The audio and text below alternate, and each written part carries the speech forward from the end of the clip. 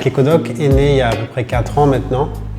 Donc mon père est médecin. Donc moi à 4 ans j'étais rentré en Martinique depuis pas très longtemps et j'avais commencé un projet entrepreneurial sur la vidéo en ligne qui avançait doucement mais qui avançait un petit peu.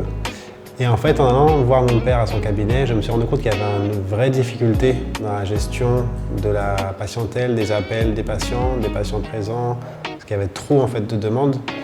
Et du coup, j'ai proposé à mon père donc, de mettre en place pour lui les rendez-vous sur Internet, donc la prise de rendez-vous en ligne.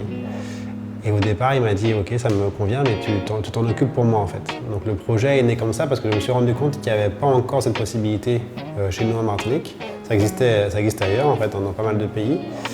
Et je me suis dit plutôt que de reprendre une solution d'autre part, j'ai préféré construire un projet ici pour les praticiens d'ici. Au fur et à mesure qu'on a travaillé avec des praticiens, des médecins, des secrétaires, des patients, on a repensé l'outil, l'entreprise, la plateforme pour vraiment créer des outils qui répondent à ce besoin de faciliter l'accès aux soins aux populations. Et depuis maintenant 2 ans, on a une version qui est vraiment stable et qui s'améliore de jour en jour, mais en tout cas qui est très, on est très content et très confiant. J'ai bénéficié de l'aide de la BPI, la Banque publique d'investissement, pour la bourse French Tech, comme un produit d'innovation. J'ai aussi bénéficié d'un appel à projet FEDER CTM. Et puis aujourd'hui, on a ouvert les structures en Guadeloupe et à La Réunion.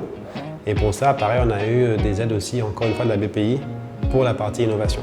Quelque chose qu'il faut avoir en soi, c'est vraiment la résilience. Parce que c'est pas toujours facile, parce que le marché est beaucoup plus petit. Donc, réussir à développer un concept, à prouver qu'il fonctionne et à générer suffisamment de chiffre d'affaires pour aller plus loin, pour aller lever des fonds par exemple, pas d'investisseurs, ou pour vraiment faire de la R&D poussée, c'est beaucoup plus difficile que si on est basé à Paris ou si on est à New York, etc., avec des populations beaucoup plus importantes et du coup c'est plus facile de capter plus de monde et du coup forcément de générer plus de traction. Alors, je pense qu'il faut se concentrer sur le pourquoi on fait quelque chose et y aller tout simplement.